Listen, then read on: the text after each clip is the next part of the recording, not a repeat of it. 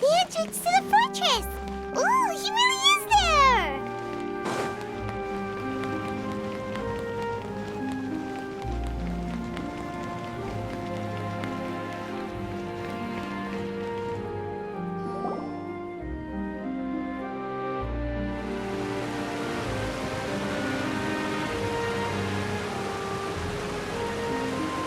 So, you really are here, Neuvillette! I didn't think you were going to have free time this hour of the day. Really? Oh, I suppose you must have met Mr. Linney. He took the time to greet me earlier when he passed this way. In any case, you came at a good time. I was just considering reaching out to you to set up a meeting, so I may explain some things that I haven't had the time to before. Aw, Paimon's glad that you remembered. Thank you for keeping us on your mind, what with you being busy and all. Alright, let's have it then. How was Fontaine actually saved? The whole business is still quite the mystery to us. It is strange how words can often leave a bitter taste in the mouth when it finally comes time to say them out loud.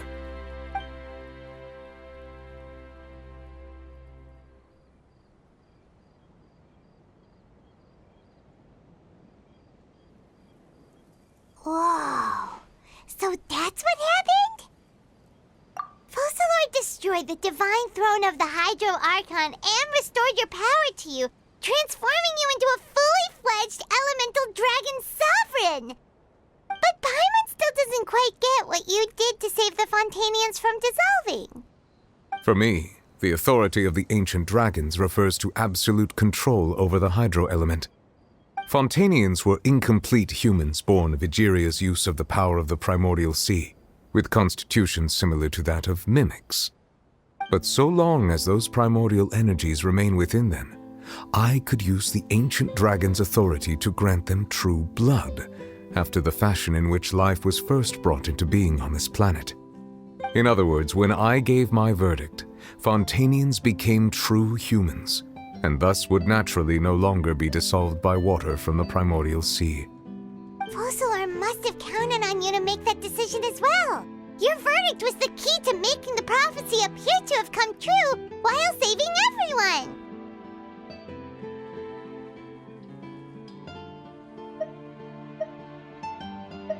Yeah, and in a manner of speaking, Focalor finally managed to fulfill the original Hydro Archon's wish to turn Oceanids into real people too! It seems from your expressions that you still have more things you wish to ask. Ask away. I will tell you the truth as I know it. I have investigated his case along many avenues, and I have learned that he once fell into an unknown chasm when he was young. There, by chance, he awakened the all-devouring narwhal. But whether it be by sentiment or reason, that should not have been enough to consider him the root cause of the disaster. At most, he would have had tangential liability.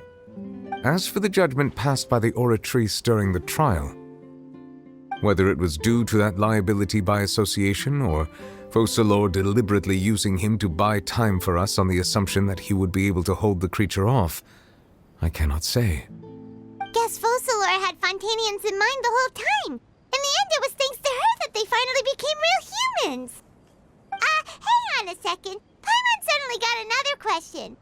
Back when Fontanians hadn't yet become real humans, were the children they had also transformed Oceanids?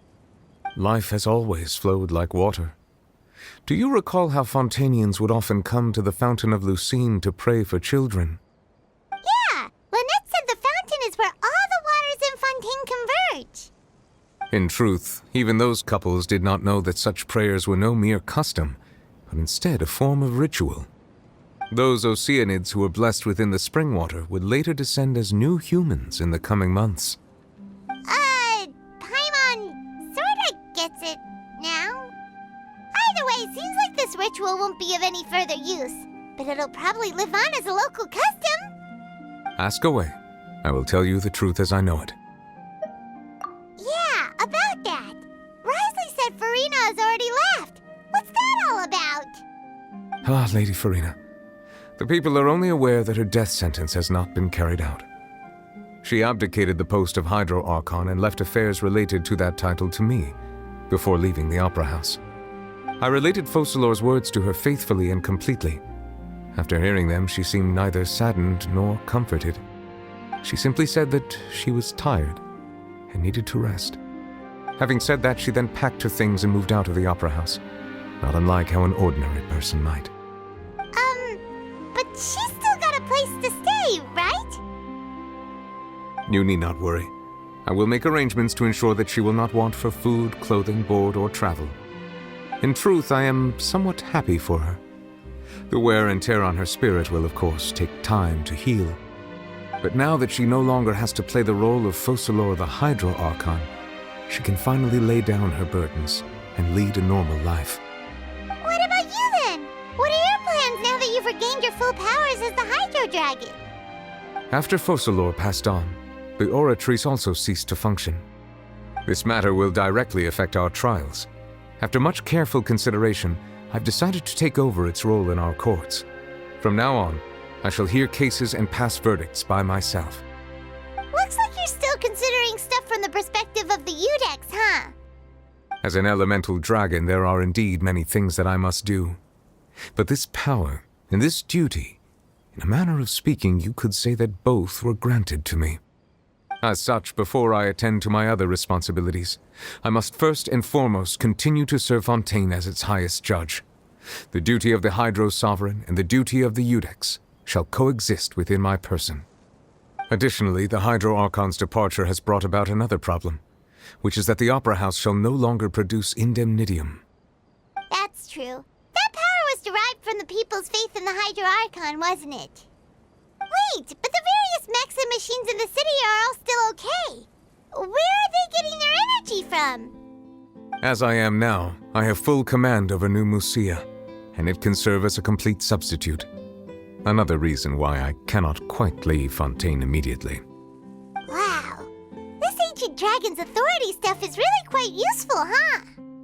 Ask away. I will tell you the truth as I know it. Oh, that's right! They say you've given it to the knave as a diplomatic gift or something! Leaving aside their intentionality, the two Fatui Harbingers have indeed done much for us during this crisis. Their sole remaining goal in Fontaine, at least at this point, would seem to be the Gnosis. The Oratrice has ceased to function. The Hydro Archon's divine throne is now no more, and I do not need the Gnosis's power. As such, it has lost all meaning for Fontaine. If the Fatui have impure designs, then we might as well accede to their request now, and avoid unnecessary conflict. What complicated considerations! Paimon thought you were just giving it to them out of gratitude to the knave and as an apology to Child. Ask away. I will tell you the truth as I know it. You will soon be heading to Natlan, I presume. I'm afraid that I have little talent as a travel guide, so all I can do is tell you what I know about that land. As far as I'm aware, Natlan can be said to be a nation of dragons. A nation of dragons? You mean like you? No, I suspect that I would not find myself welcome there. Unlike ancient dragons such as myself, the dragons of Natlan have undergone long years of development and evolution. Large numbers of them have entered a form of coexistence with humanity. Natlan is also the nation of war. War ravages those lands like an undying flame.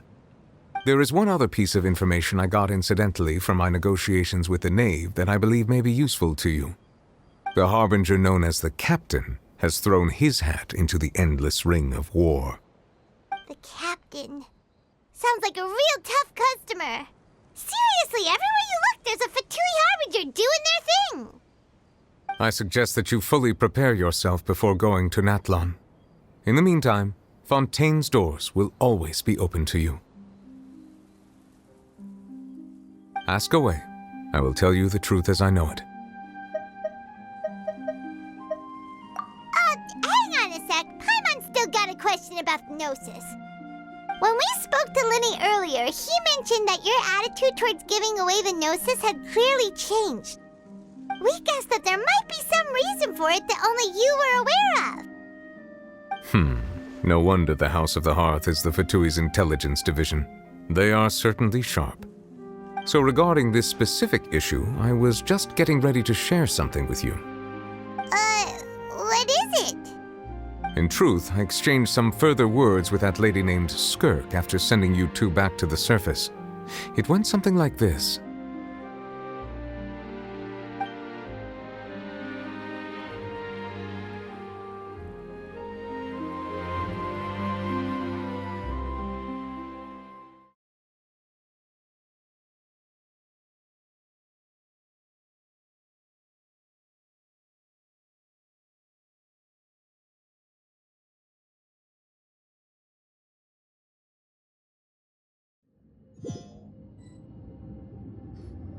Well, we're going to head topside to see what's going on. You hurry over soon as well, all right, Nervalet? Whoa! What next? The all-devouring narwhal isn't here, so I'm no longer getting any interference. I can finally catch the scent of your power, what it's made of. It is the authority of the planet's primordial dragons, but with something very similar to a god's curse mixed in. It's quite a novel blend. I'm sure I've encountered something like this before. What was it again? I do not know what you speak of. Of course. How could I forget? You should have the remains of the third descender on your person, yes? Remains? I've never heard of any such thing. According to your parlance, I believe it may be called a gnosis. Well, that much is true. After Focalor's divinity faded, she handed her gnosis to me. But I fear I have never heard of it described in the manner that you just did. I've been training with my master, the Fowl, ever since I was young, and I have never returned to the surface since. So most of the information I possess, I got from him. It is only natural for those who are greater than humanity to possess a different sort of common sense, which is why there are so many problems in our attempts to communicate with humans.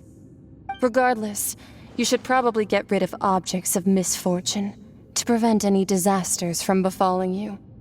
To live in itself is a blessing, but once a person dies, the bonds he once had with this world shall all turn to curses. What do you mean by that? No need to fret. These are just my personal thoughts, and my reason for no longer wishing to return to the surface. This third descender you refer to, who are they? And when did they die? Master never mentioned them to me. Perhaps it just wasn't that important for me to know. If you're interested, though, I could ask him. I'll be sure to pass the answer on to you next time. Next time? You believe we will meet again? I do. Wait. I have a disciple of my own, don't I? He can be the messenger then.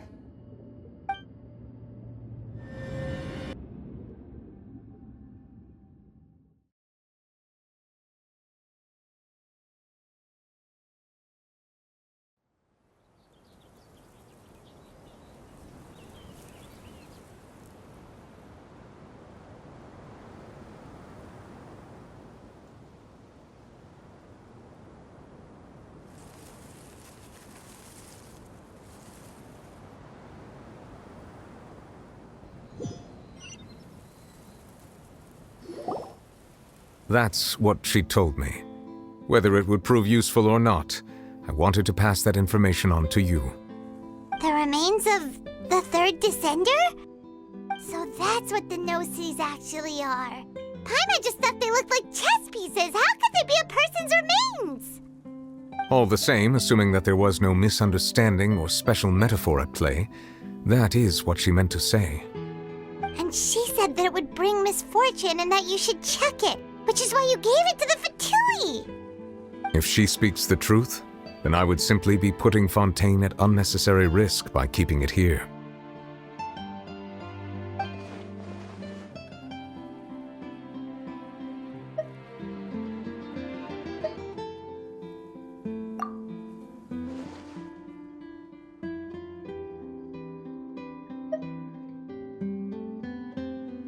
I had guessed that you might already be familiar with this concept, but I did not expect you to be one of them. That means that the Gnosis, which are exceedingly element-compatible and can even enhance elemental abilities, do indeed come from the third descender. I wonder, does your body also possess similar properties? Like being able to use elemental powers without a vision! That does sort of count as special compatibility, right? No, let's not think about this stuff right now. It just feels creepy. Comparing the Traveler to the dead third descender and all. That's what you say, but this topic still feels like bad luck!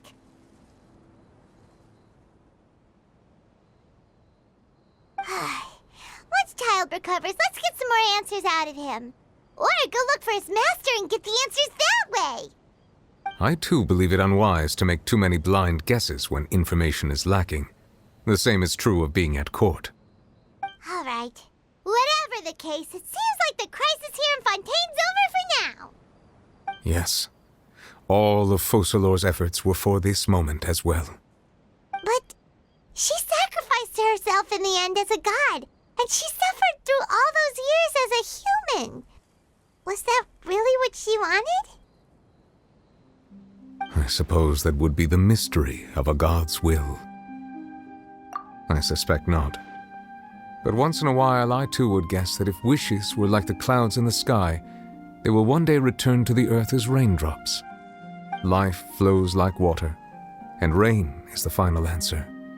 The water levels may sometimes tilt one way or another, but the rain falls fairly upon all. And what, ultimately, is the difference between the rains that fall upon all of us?